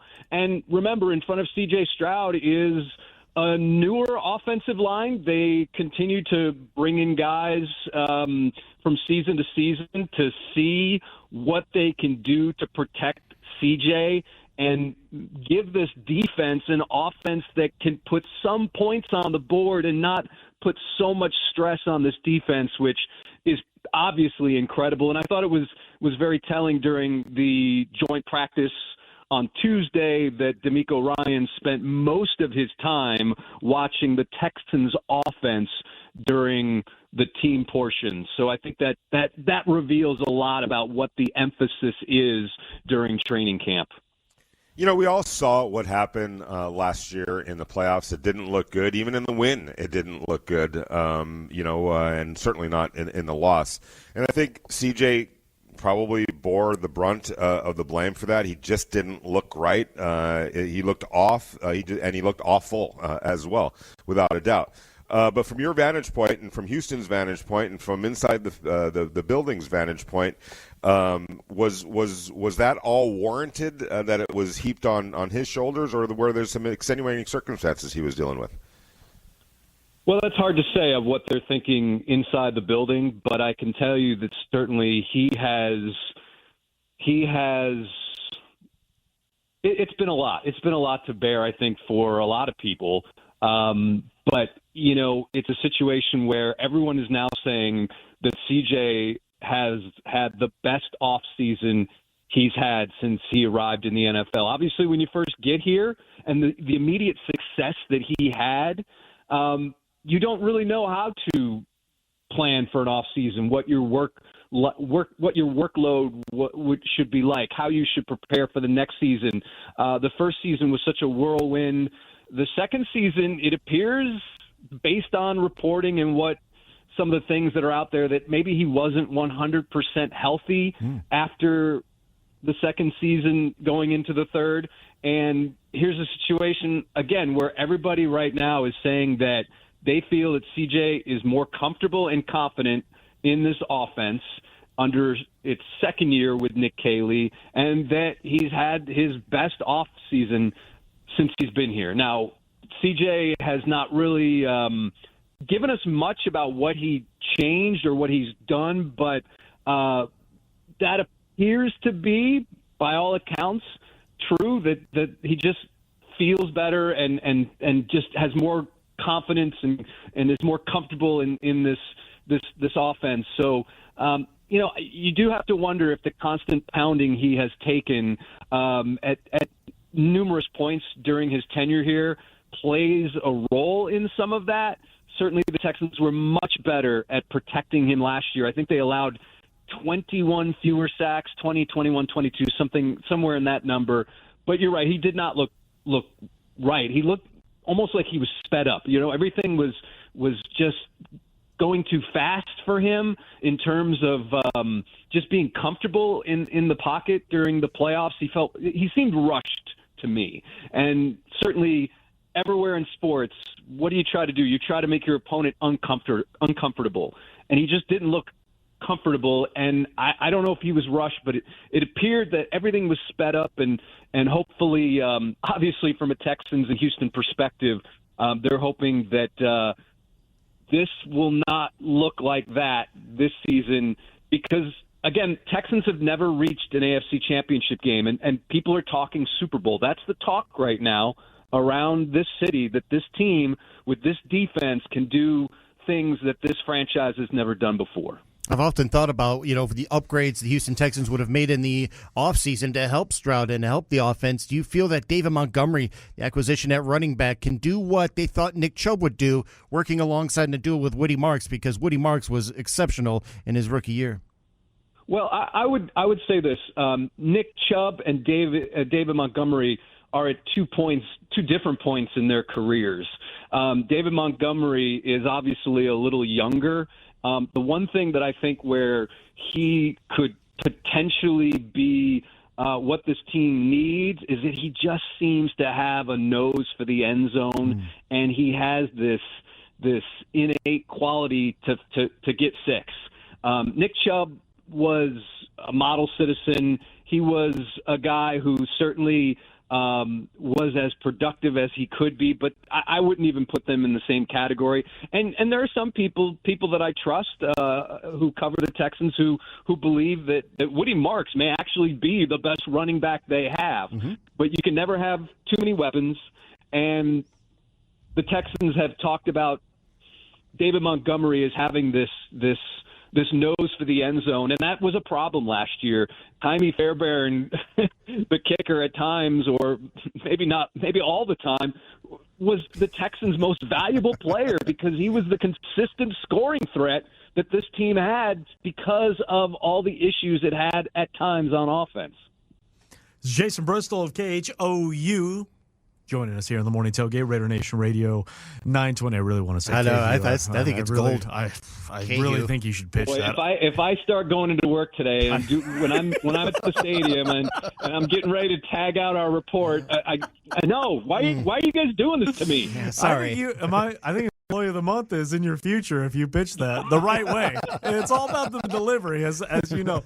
Jason, I'm curious. I want to jump back to that joint practice if we can for a second. The reaction from the joint practice from the Raiders' perspective was like, okay, a little bit of a reality check in terms of where they are in the process. You mentioned it a couple times already. Super Bowl contending, Super Bowl hopes for the Houston Texans. What was the takeaway from that joint practice from the Houston end and in terms of the competition that they did see from the Raiders?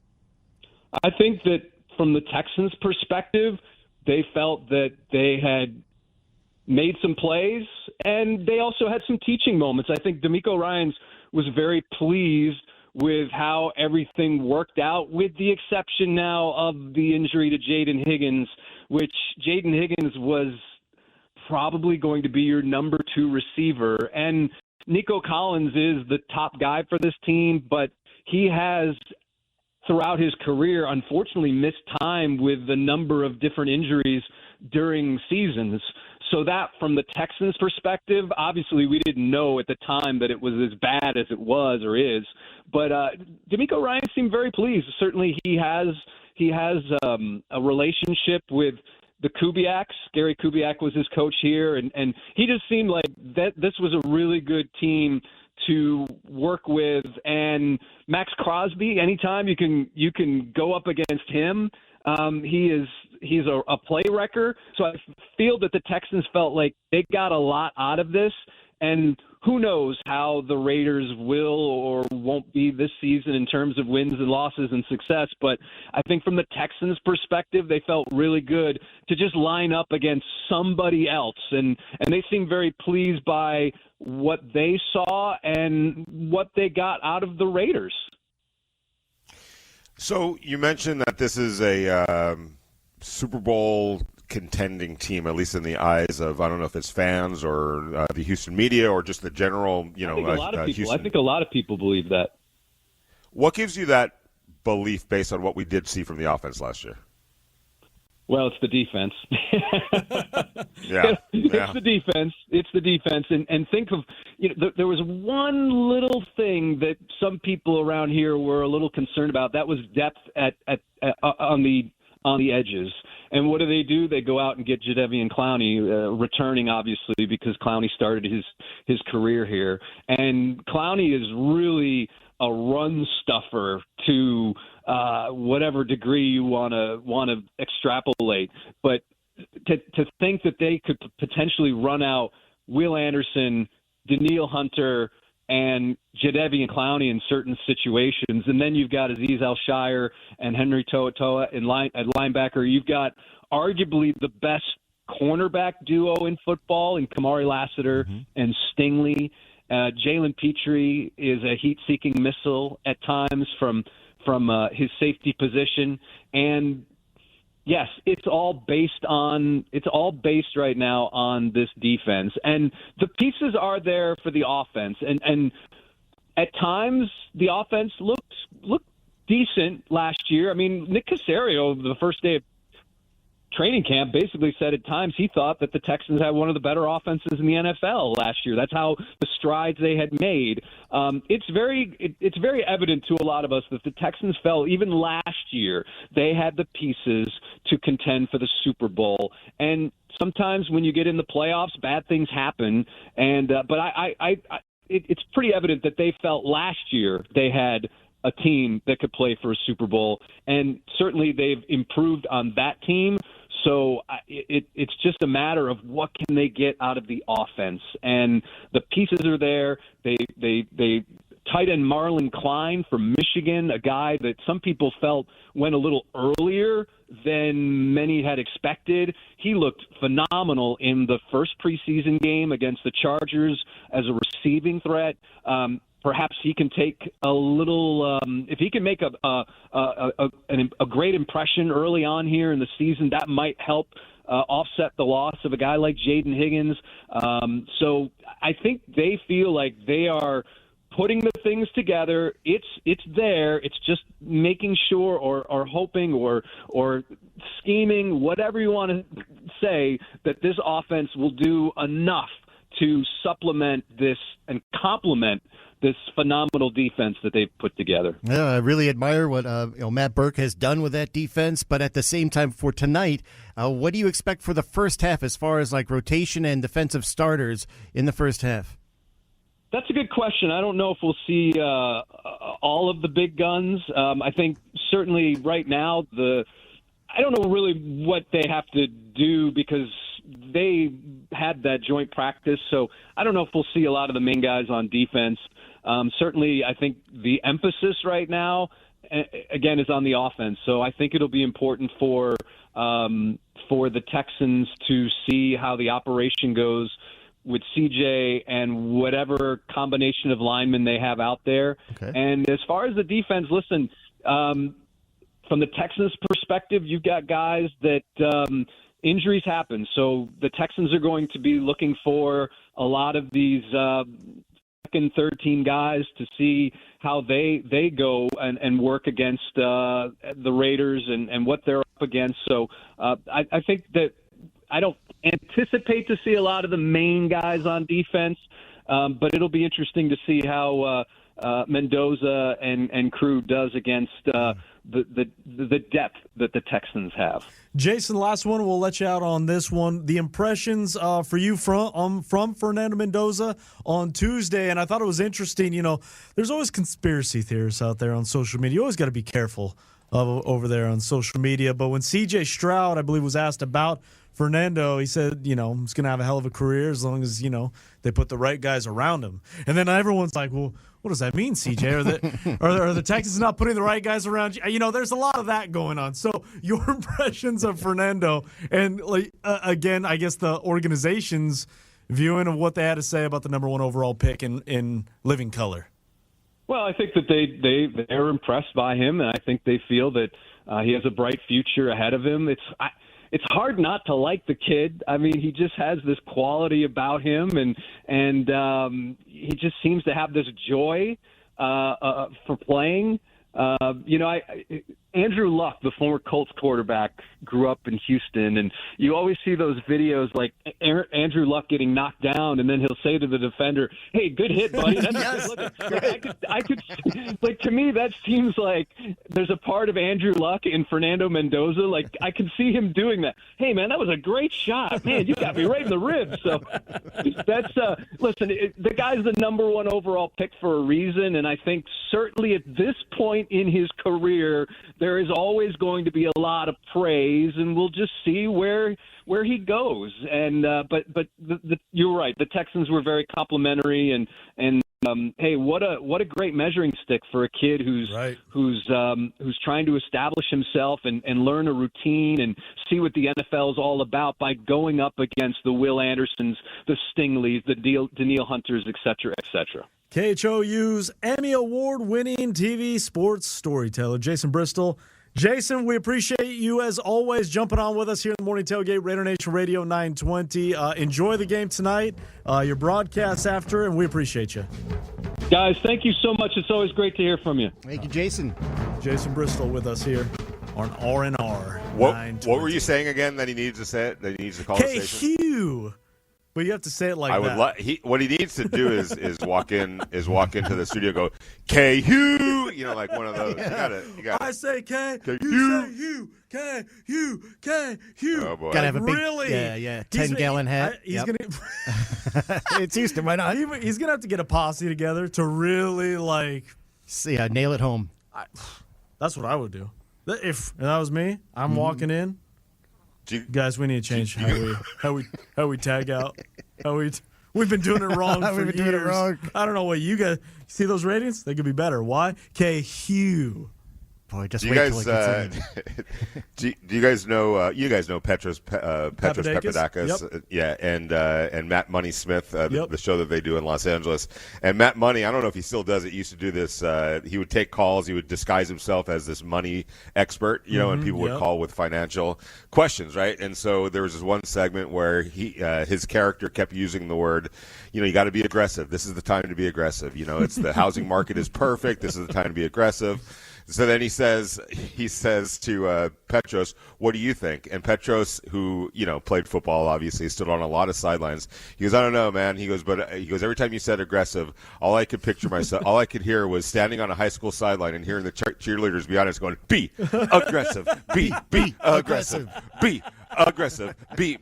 And I think every guy that's ever played high school football or anybody that's ever sat in in the stands of a high school football stand can totally relate. Yeah, that was well done too. Well done. One year, Good timing.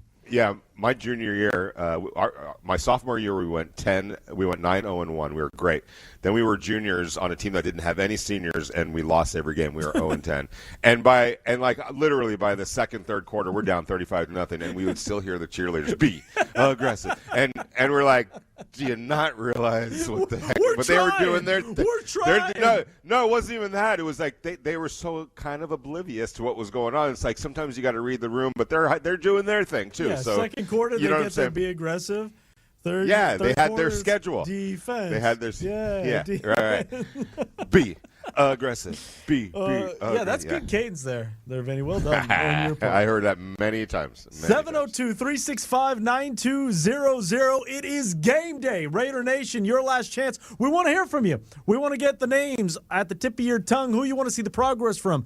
Who do you want to see the most week over week growth, and what does that look like against the Texans in preseason game number 2? 702-365-9200. Vinny's got be aggressive now stuck in my head. Yeah, it's not good, Vinny. We're all it's 5-minute commercial break. That's all we could think of. That's all I was thinking about. And can I tell you something? When you remember we were talking about driving the kids to school, Vince? Yeah. Okay, so when my kids were in elementary school, so we would for about the first couple of years, we probably broke a couple of rules, and in terms of where we were living and what school we were going to. But that doesn't need to be talked about. That does not need to be talked about right now. That doesn't need to be talked about. Anyway, wow. So it meant a little bit of a drive to get to the school, right? And so literally, we would be driving around. We would be, and the kids were, I'm trying to get, they were always excited about going to school, so they're all amped up and everything. We would roll down the windows and do that literally that be aggressive. And as we're driving down like the street, in neighborhoods, and people would be looking and everything like that. So we were the crazy family. Wow, this feels like a confessional now. Vinny just statute of breaking, we had a whole breaking the we had a boundary whole lines. What are you gonna do? Unbelievable. Those lines are there for a reason. Competitive balance. I always looked at it like this.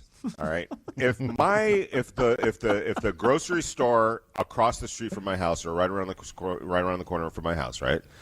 If that store didn't have the olive oil that I like, right? My olive oil that I cannot live without, or maybe my Parmesan cheese that I cannot live without, I have a right as an American citizen to take my business a few miles down the way and shop at a store that does. So for me, anyway, if my local school is not providing kind of what I feel as a parent I need with my kids, which that's all over and done with, then you should have a right to, like, even from a sports standpoint, if your kid is really good, your kid's really good in hockey, all right? Let's say they had high school teams here in Las Vegas, right?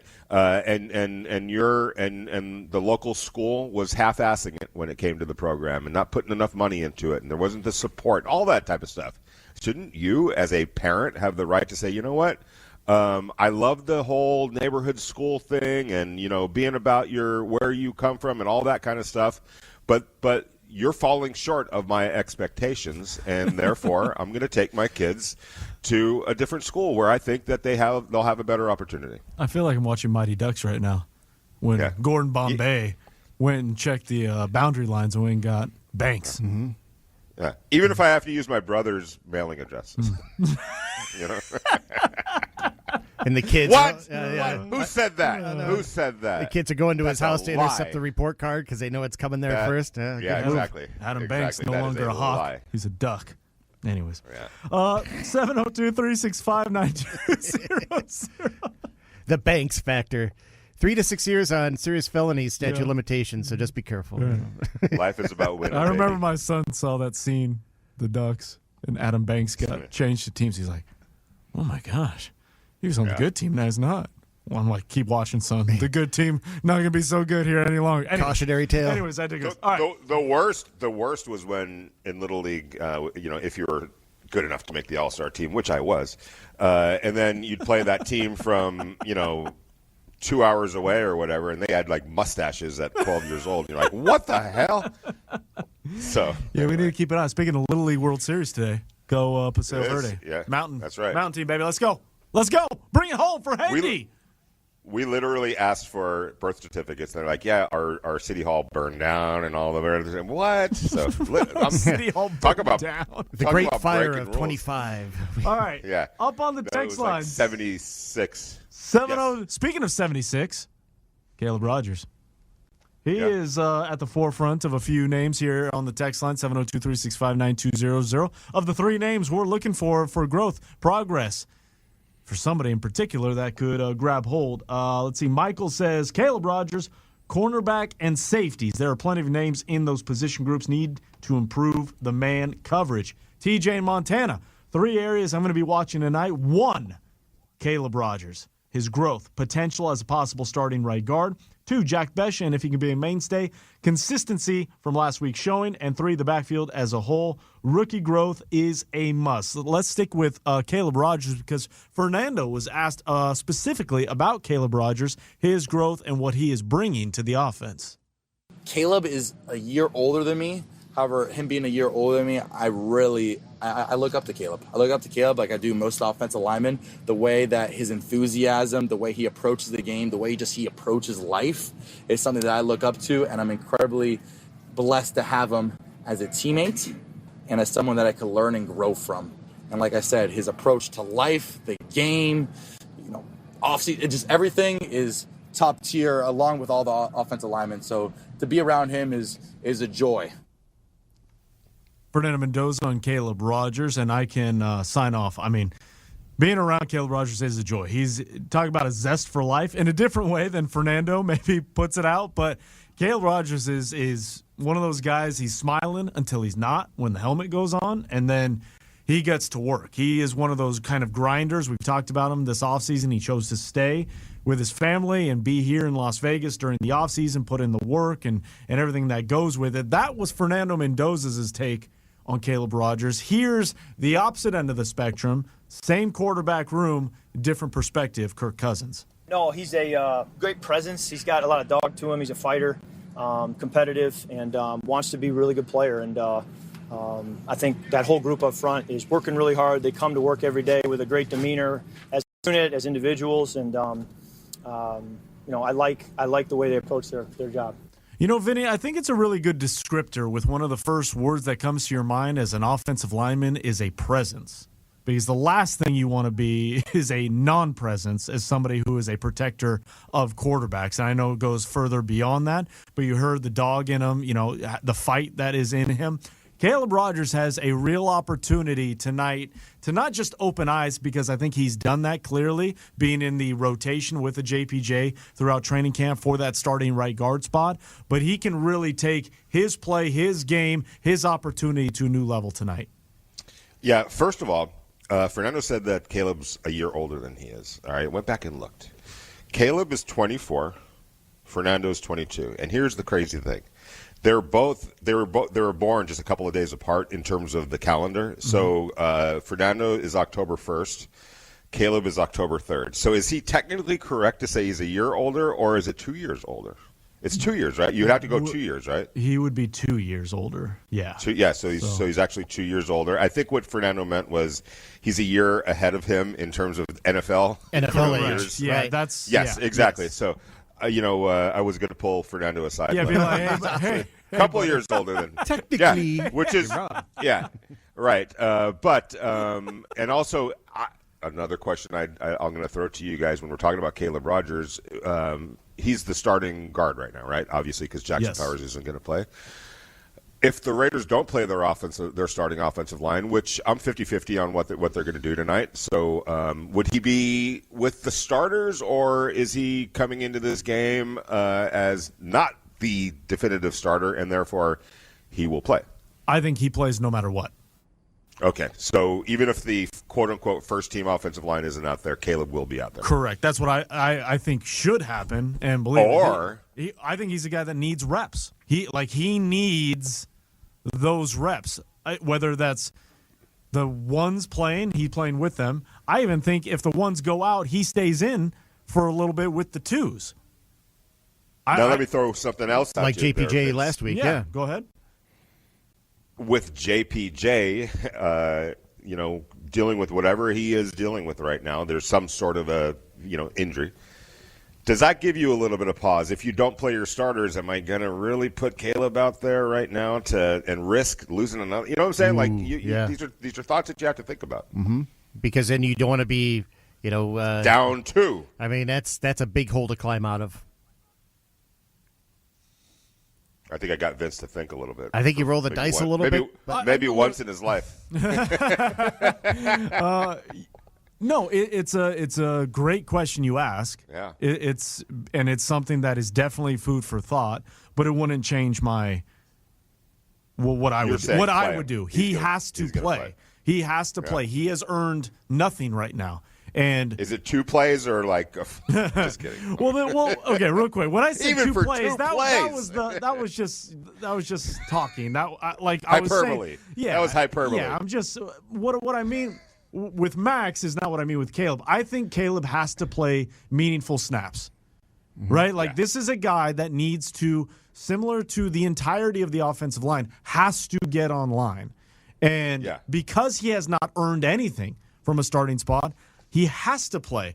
Is the threat of injury there? The threat of injury is there for everybody. I understand that. I don't poo-poo it. I don't overlook it. It is a real thing. But at the same time, you can't let the threat of an injury prevent you from getting work that is needed. Like Tyler Linderbaum getting in work, it would be a luxury compared to a need, right? Caleb Rogers playing is not a luxury. It is a need for him and for the good of the offensive line if JPJ is out. So let me ask you this. Yeah. Let me throw this one at you. Because weren't we talking about how it would be great for Ashton to double up his plays, right, to 20, right? Yeah. Two drives, whether that's 20, yeah. But yes. Let's just that would be that'd be great. Those are too long drives. Let's just say however it plays out, 20 snaps. Mm-hmm. All right, 20 snaps. Now I don't remember if Jeremiah Love carried the ball 14 times or had 14 snaps. Let's just say he carried the ball 14 times. If Ashton's out there for 20 snaps and he gets 12, 13 carries, right? Mm-hmm. All right, so Mike LaFleur, all this heat is on Mike LaFleur because Jeremiah Love suffered a a sprained ankle, a sprinkle, let's just call it a sprinkle, against the Raiders in a quote-unquote extended period of time. Yeah, he had 11 carries. And now he's getting he had 11 carries, right? And everyone's going, just, what were you doing? Right. What could you possibly have been thinking? And here we are sitting here saying, yeah, Ashton should play 20 snaps. And if he's playing 20 snaps, I would think he's going to get 10 to 12 carries, right? I mean, why else would he be out there? Right. And some catches, too. That also exposes you to injury. Touches, yeah. Do you see where I'm going? Yeah, with but this? Like it's such a tough spot for coaches I to be agree. in. I agree. And that's why I sit in the seat, and it's easy for me to say the things I say because I don't have to make those decisions, but trying to put myself in those positions. Yeah. I'm just trying to listen to what Clint Kubiak has said. Oh, yeah. And that's like, let me put it this way. Are you mad at LaFleur? I'm not. No. Yeah. No. So many people are. You got to try it out. And again, it's easy to understand it because hindsight's 20/20. It's easy to sit there and say, you injured your one-star player on offense. Because you play him too much in a meaningless game. And people were going back to see how many carries did this guy get when his rookie get, and how many carries did that guy get, and it was fair. A little bit more. It was more, but I'm like, okay. I'm fully self-aware that I sit in a seat that I don't receive any consequences to what happens, right? But if you're asking me, I just can't live in the world where I'm just scared every time someone touches the ball or has a play that they get hurt. Right. I just can't live in that world because if you live in that world, you're not going to be able to get any work done. You're not going to be able to get any progress or get any time on task until week 1 of the regular season. And by then, it's too late. So, how much does a hockey player play in a preseason game? So they changed the preseason. There's only 4 preseason games now, but there used to be 7. And the main guys would play in 3 to 4 of them, full game. They would play. Yeah, normal minutes. That's why it's tough. So from that, it's not even apples to apples because the main guys play their normal amount that they would in a preseason game. You might not be hitting the same way that you would in a regular season game, let alone a playoff game, but you're playing the same amount of minutes. So the wear and tear is not the same as football, where football, it is a car crash every single play. And if you ease up at all, that's when you get hurt. You almost have to go over 100% in order to not get hurt because otherwise that stands the risk. This is what I'm saying. Like, I can't live in a world where if I'm Clint Kubiak and I didn't like the way my offensive line played in that joint practice, which is basically what he said. I didn't think we ran the ball very well. And he sits there and says, the only way we're going to get better is if we get some extended time running the ball a little bit in this preseason game. You have to do it. You can't live in fear that everyone's going to get hurt. Could it happen? Sure. Well, I have no idea if it will. But if you're saying in order to get better, we need X amount of work from these guys, then I'm not going to sit there after the fact and be like, that guy just ruined the season. Right, because the Cardinals have a joint practice next week against the Packers. What if he got hurt then? Then what would be the argument? Jaden Higgins got hurt in a joint practice that the Houston Texans dominated in. Yeah. Nobody expected that, but you're not going to also pull him from plays You don't know which play it's going to happen on. You try and take care of everybody as you can. Nobody's trying to go out there and injure. Injuries happen. Look at Jamal Adams. Hate what happened to Jamal Adams. Non-contact injury could have happened on the practice field, could have happened during a walkthrough, happened in a preseason game, right? Like Teddy Bridgewater blew out, I think, both knees or at least one, on a non-contact in playing quarterback for the Vikings right before their season opener. That's why a whole bunch of different they traded for Sam Bradford. It set off this crazy chain of dominoes. But what I'm saying, you're right. You can only protect these guys so much. And I was bewildered and quite honestly disappointed by some of the people in our brethren, our brethren in our industry that just came down like a house of just exploded on Mike LaFleur for having the audacity to play this running back. Come on now. Come on. Yeah, For the reasons we've talked about, you're not going to keep a Fernando Mendoza in the fourth quarter. But at some point, you have to get guys their work. And whatever the coach deems the work is needed, this is a team that won 3 wins a year ago, had the number 1 overall pick. This is a brand-new coaching staff with a whole lot of new, a whole lot of youth. I think they're the 6th youngest team in the National Football League of an average age of 25.7, if I remember that correctly. There is a lot of time on task that is needed. There's not a lot of time ahead of week 1. There's only so many real live bullets you get to get this evaluation. The joint practice was one of them, and if Clint Kubiak wasn't happy with what he saw and needs more, I'm not going to sit there. If something devastating were to happen, hope it does not to any single player tonight, you can't go back and be like, Clint Kubiak's an idiot. You can't do that. You have to play these guys. This is a collision sport every single play. It's the only way you're going to get better with so much new. 702-365-9200. Final thoughts on the final sit-down, but not before Clay has a gift for you. Line up the phones. Be caller number 9 at 702-365-9200. UNLV Rebel Football hosting Memphis August 29th. UNLVtickets.com. Get your tickets today, but you can be caller 9 and get a pair here at Lotus. 702-365-9200. The final sit-down is next. It is the final sit-down here on the Morning Tailgate, Raider Nation Radio 920. Big thanks to our guests on today's program. The voice of the Raiders, Jason Horowitz, on the call tonight. Raider Nation Radio 920. Raiders, Texans. Big thanks as we went behind enemy lines to a storyteller extraordinaire from KHOU in Houston, Jason Bristol. Yeah. Okay. Well, we covered that base. And you, Rich, as a whole. And remember, we got boots on the ground in Houston all week long. Vinny Bonsignor, JT the Brick, Q Myers, Brandy Flores, bringing you all the ins, outside sounds. So make sure you're following us along on our social media as well, at RNR 920 AM on the X. Yeah, Raider Nation Radio 920 AM on YouTube as well. Good stuff. That a baby, Clay. Hey, contribute. Don't forget, though, a couple of programming news and notes of today. It's not only game day for the Silver and Black. It's game day for the Aviators. The Aviators kick off their coverage 10:50. Yeah, pregame. Here starts on RNR 920. And then that will get us up until pregame here on Raider Nation Radio at 3 o'clock. Woo! Kickoff set for 5 o'clock. Game time, post game, etc., from all your friendly faces here at RNR 920 AM. Let's try and sneak in a couple text messages, shall we? A little rapid fire. Vinny, are you ready? I'm ready. Raider Sean says it's the 3 M's for me: McCoy, Masses, and Malcolm. They all need to step up.